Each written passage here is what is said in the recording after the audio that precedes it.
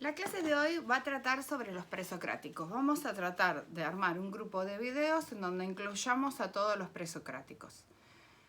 La clase anterior fue la de las fuentes, por lo que yo acá les voy a ir marcando las fuentes a través de las que nos llega información de los presocráticos para que ustedes entiendan por qué la importancia de la clase de las fuentes presocráticas.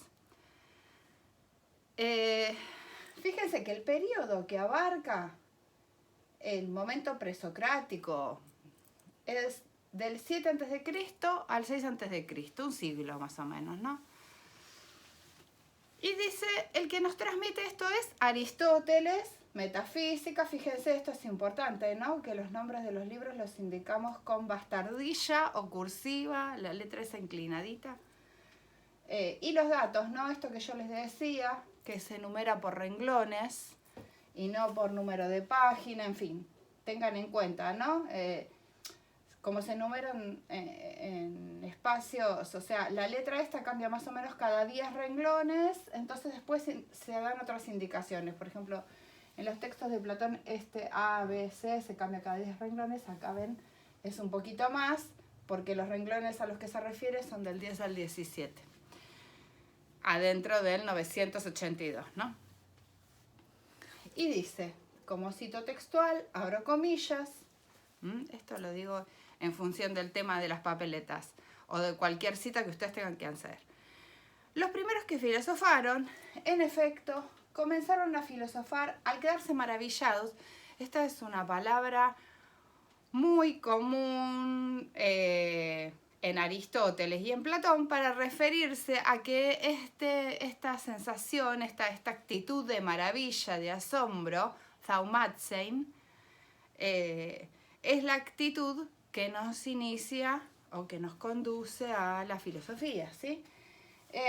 Al quedarse maravillados ante algo, maravillándose en un primer momento ante lo que comúnmente causa extrañeza. Y después, al progresar poco a poco, sintiéndose perplejos también ante cosas de mayor importancia, por ejemplo, ante las peculiaridades de la luna, las del sol y los astros, ante el origen del todo. Acá Aristóteles ubica cuál es el interés central de los presocráticos. No se olviden que la mayor parte de los textos o de los fragmentos que nos llegan de los presocráticos dicen perifisis, o sea, sobre la naturaleza.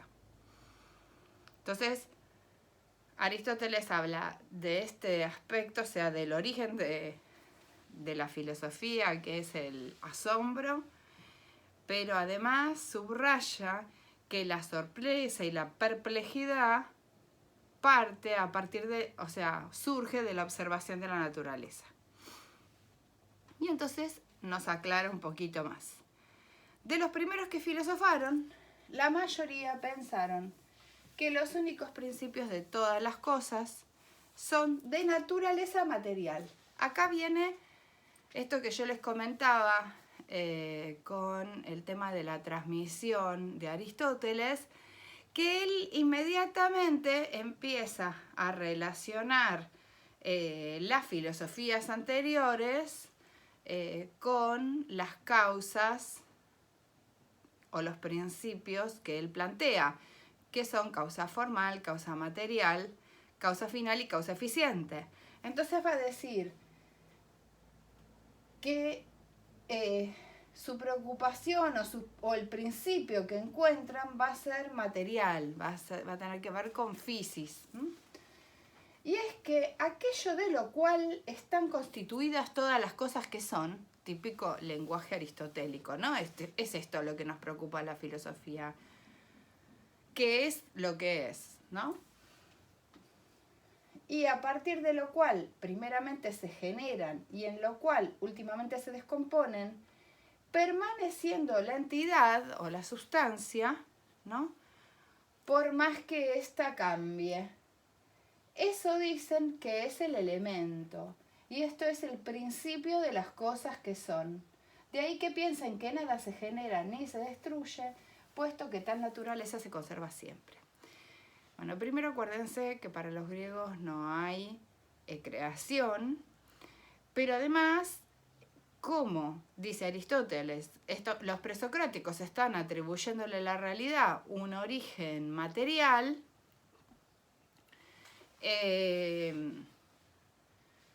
obviamente la materia es el trasfondo, o sea, es el fondo, el trasfondo de toda la realidad para los presocráticos, y por lo tanto nada se genera ni se destruye.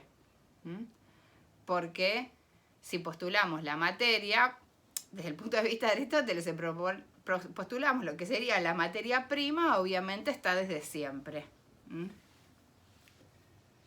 Fíjense otra vez, ¿no? Metafísica Aristóteles. Fíjense que, claro, esto ya nos predispone o nos dirige hacia una actitud determinada. Lo que sí, y también es importante marcar, que Aristóteles está distinguiendo a este grupo de pensadores de el conocimiento mítico, o sea, lo está diferenciando, está diciendo, mire, acá hay un grupo de personas que se preocuparon por los principios y que encontraron que el principio de todo lo que es material, que la causa, la itía, la arjaia,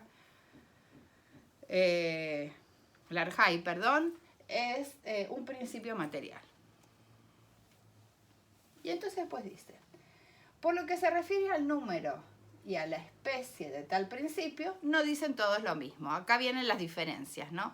O sea, ¿cuál es ese primer principio? No van a decir todos lo mismo, sino que Tales, el introductor de ese tipo de filosofía, y ahí sí, ¿no? O sea, marca claramente Aristóteles que es Tales el que inicia este movimiento, dice que es el agua.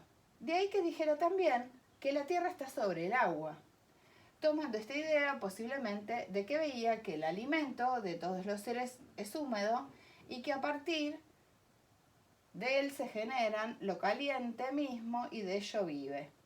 Tomando puesta la idea de esto y también de que las semillas de todas las cosas son de naturaleza húmeda y que el agua es a su vez el principio de la naturaleza de las cosas húmedas. Fíjense que lo que hace Aristóteles es darnos la explicación de lo que él cree que piensa Tales, ¿no? Hay algún fragmento, hay algún aspecto en donde Aristóteles está refiriéndose directamente a la información de Tales, ¿no? Porque acá pareciera que nos cuenta, ¿no? A través de la información que le ha llegado. Continúa, o sea, esa es la información hasta acá que tenemos de Tales. Seguimos con Aristóteles, Metafísica, el libro A, ¿no? Es el libro 1, que es el libro de historia, en donde Aristóteles rastrea las causas en los filósofos anteriores. Ciertamente, los que al principio se aplicaron a este proceso de investigación y afirmaron que el sujeto es uno solo, no se plantearon esta dificultad. La palabra que está usando acá es sujeto porque la palabra que usa Aristóteles es hipokeimenon. Hipokeimenon significa sujeto, pero cuando él está pensando en este sujeto, está pensando en un principio material, ¿no? No está pensando en el sentido nuestro de sujeto humano, ¿no? De sujeto que conoce. Entonces, y afirmaron que el sujeto es uno solo, no se plantearon esta dificultad, sino que algunos de los que afirman que el sujeto es uno, como derrotados por esta búsqueda, dicen que lo uno es inmóvil y lo que es la naturaleza entera, no solo en cuanto a generación y descomposición, y que lo es la naturaleza, puesto esto venía ya de antiguo y todos coincidían en ello, sino también en cuanto a toda clase de cambios. Esto es lo peculiar en ellos. O sea, lo que está marcando acá Aristóteles es, estos filósofos buscaban el arjé, pero además buscaban algo que no cambie, algo que trascendiera todos los cambios. Como diciendo, en esto se diferencia de mi filosofía, ¿no? Entonces acá nos pasa alguna información más, ¿no? Otra vez Aristóteles Metafísica. Anaxímenes y Diógenes de Apolonia afirman que el aire es anterior al agua y que entre los cuerpos simples él es el principio por antonomasia, ¿no? Entonces ahí nos da información de Anaxímenes. Anaxímenes que va a decir que este arjé, que no cambia, que está como fundamento de la realidad, este principio, en vez del agua va a ser el aire, ¿no? Y dice que también lo dice Diógenes de Apolonia, ¿no? Por su parte, Hipaso el Metapontino y Heráclito el Hefestio, y aquí nos da información de Heráclito, afirman que es el fuego, ¿no? Acá vemos cómo nos da algo de información también de Heráclito, pero es una información sesgada en algún sentido, ¿no? Y Empédocles, a su vez, añadiendo la Tierra como 4 a los ya mencionados, afirma que son 4. O sea, Empédocles va a hablar de los 4 principios materiales, agua, aire, tierra y fuego, y va a agregar 2 principios para que se produzca la mezcla esta, que sería el amor y el odio, pero esto no nos lo transmite Aristóteles. Dice, y que estos efectivamente permanecen siempre y no se generan, a no ser por aglomeración y escasez, cuando se reúnen formando una unidad y se separan de la unidad que formaban. Acá nos da un poquito más de información de Empédocles, ¿no? Porque estos 2 principios, el amor y el odio, son los que van a hacer que las cosas se unan y se aglomeren y se transformen. Anaxágoras el Clazomenio, este Anaxágoras de Clazómene, que es anterior a este último en cuanto a la edad, pero posterior a él en cuanto a las obras, afirma, en fin, que los principios son infinitos. En suma, viene a decir que todos los cuerpos homeoméricos, como el agua, el fuego, se generan y se destruyen por reunión y por separación, pero en ningún otro sentido se generan o se destruyen, sino antes bien permanecen eternos. A partir de estas indicaciones, cabría suponer que la única causa es materia. Ven cómo él va analizando todos los pensadores anteriores y los va tratando de poner en el esquema de su propia filosofía. Por eso es que no se considera a Aristóteles un fiel transmisor de los presocráticos, porque está partiendo de un punto de vista determinado, ¿no es cierto? Y es un problema porque además es el que nos transmite un montón de información de los presocráticos, ¿sí?